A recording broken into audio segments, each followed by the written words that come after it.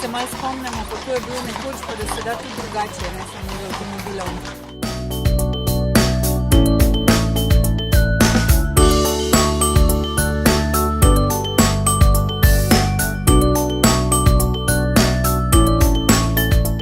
Skupnosti Posavja smo v Tretinovskem ambasadorstvu izvedli 17 projektov.